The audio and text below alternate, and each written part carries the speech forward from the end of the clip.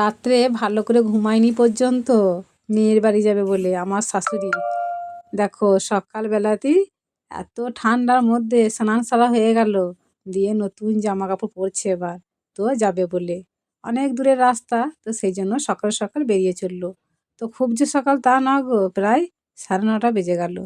তো good morning বন্ধুরা, কেমন আছো তোমরা? আশা করছি ভালো আছো, সুস্থ আছো। চুমকি হাজরা ব্লগ চ্যানেলে তোমাদের সবাইকে স্বাগত। আর আমিও ভালো আছি।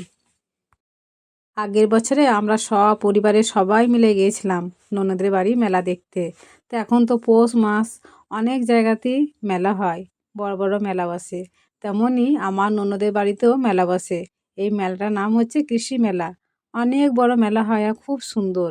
তো গিয়েছিলাম, খুব আনন্দও করেছিলাম। এবছরও যেতে বলছে বারবার করে। তো আমরা তো এই ঘুরে আসলাম এখানে ওখানে করে, তো সেই জন্য আমরা আর গেলাম না, কিন্তু বাবা মা গেল। ননদের বাড়িতে মেলা বসে, এই কথাটা বলাটা আমার মারাত্মক ভুল হয়ে গেল। কেননা বাড়িতে নয় গো, গ্রামে। গ্রামে মেলা বসে, অনেক বড় মেলা বসে। খুব সুন্দর, মানে এত সুন্দর সুন্দর মেলা, দোকান হাট বাজার বসে না, খুব ভালো লাগছিল দেখতে। আর বছরে গিয়েছিলাম তো। সকালবেলাকার সব বাসি কাজকর্ম হয়ে গিয়েছিল, দিয়ে আমার শাশুড়িরা গেল, তোর পেছন পেছন আমিও আর কি গেলাম ঘাটে। বালতি করে এই যে জিন্সের প্যান্টগুলো সব কেচে নিয়ে আসলাম।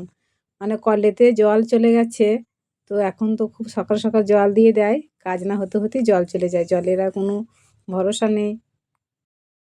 আর জল তুলে কাচতে না খুব কষ্ট লাগে, বিশেষ করে এই মোটা মোটা জিনিসের প্যান্টগুলো। তো সেই জন্য ঘাটে গিয়ে কেচে নিয়ে এসে মেলে দিলাম।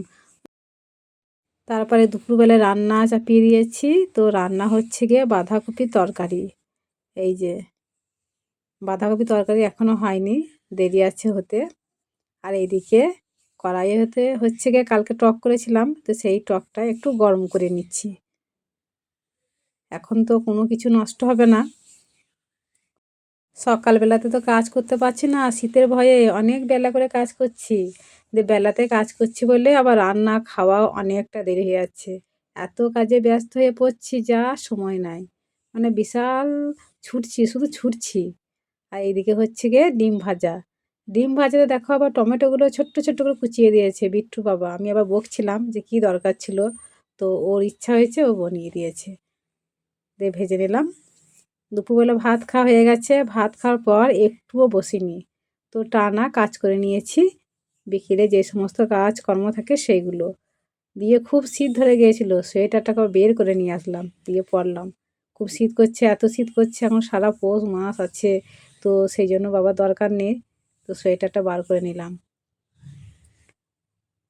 এই একটু টাইম পেলাম, সারাদিনের মধ্যে একটু টাইম পেয়েছি, একটু বসবার দাঁড়াবার, একটু কথা বলার জন্য।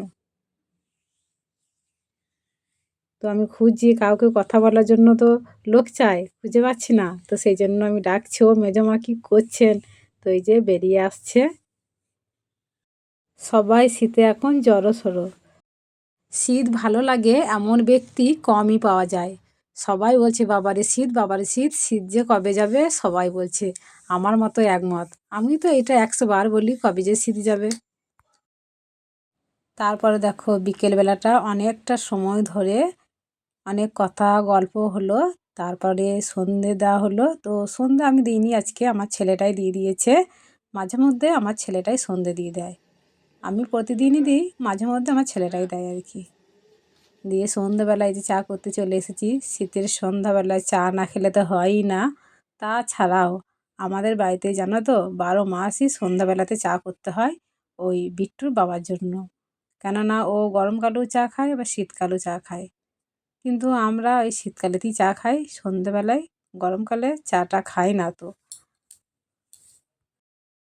কনকনে ঠান্ডা পড়ে গেছে, পৌষ মাস পড়তেই কনকনে ঠান্ডাটাও পড়ে গেছে বাপু। এত ঠান্ডা পড়ে গেছে যে সন্ধ্যাবেলাতে আর বাড়ি থেকে বেরোতে ইচ্ছে করছে না। মনে হচ্ছে যেন বিছানাতেই সবসময় বসে থাকি। তো বিছানাতেই বসে থাকি, কিন্তু কোনো কিছু করতে হলে, রান্না খাওয়া, তখন তো উঠে আসতে হয়। তো সেই জন্য এই যে চাটা হলো, আর এখন একটু পেঁয়াজি করব। তো সেই জন্য কাঁচা লঙ্কা পেঁয়াজ বনিয়ে নিয়েছি, আবার লঙ্কা গুঁড়োও দিয়েছি। ঝাল ঝাল পেঁয়াজিটা খেতে আমাদের সবাই ভালোবাসে, তো সেই জন্য লঙ্কা গুঁড়িটাও দিয়েছি। তো ভালো করে বেসনটাকে মাখিয়ে নিলাম। তো এখন গরম তেলের উপরে পেঁয়াজিগুলো করতে চলে এলাম। তো সন্ধ্যাবেলাতে মুড়ি খাবে ওরা, দু বাবা ছেলে প্রত্যেক দিনই সন্ধ্যেবেলায় মুড়ি খায়। তো আজও খাবে আর কি। দিয়ে তরকারি দিয়ে খেতে চাইছে না, বাঁধাকপি তরকারিতে আছেই ও বেলাকার, কিন্তু সেইটা দিয়ে খেতে চাইছে না। দিয়ে বললো যে একটু পেঁয়াজি করো। তো সেই জন্য পেঁয়াজি করতে এলাম। চপ বেগনি তো কিনে আনে, আমাদের এখানে দোকানে আছে, পাওয়া যায়, কিন্তু গিয়েছিল পাইনি গো। একটু বেশি সন্ধে হয়ে গিয়েছিল, সেই জন্য আর পাইনি। এই সন্ধ্যাবেলাটায় চপ বেগনির কি এত খদ্দের হয় দোকানে, যে একটু দেরি করে গেলে না আর পাওয়া যায় না, সব শেষ হয়ে যায়। শুধু শীতকালে না, গরমকালেও তো তাই, প্রচুর ভিড় হয় গো। দেখো আমি এখন পেঁয়াজি করে নিচ্ছি, এই যে ভাজা হয়ে গেল, আর একবার দিতে হবে। এটা একবার হলো, একটু বেশি করেই করছি, মুড়ি দিয়ে খাবে, আর যদি থাকে তাহলে ভাত দিয়েও খাওয়া হবে। তো সেই জন্য আর কি। এই শীতকাল পড়াতে দেখছি তাই, যে দুপুরবেলা ভাত খেয়ে না রাত্রেবেলা ভাত খেতে ভালো লাগছে না। মনে হচ্ছে দুটো মুড়ি খেয়ে চা খেয়ে শুয়ে পড়ি, তাই মনে হচ্ছে জানো তো। তো আজকে তো আমি তাই করব, এই মুড়ি খেয়ে নেবো, চা খেয়ে নেবো, দিয়ে শুয়ে পড়বো বাবা, আর ভাত খাবো না কো। কী বলো তো, এই চা মুড়ি খেতে খেতেই 7টা বেজে যাবে, 7টা সাড়ে 7টা বেজে যাবে।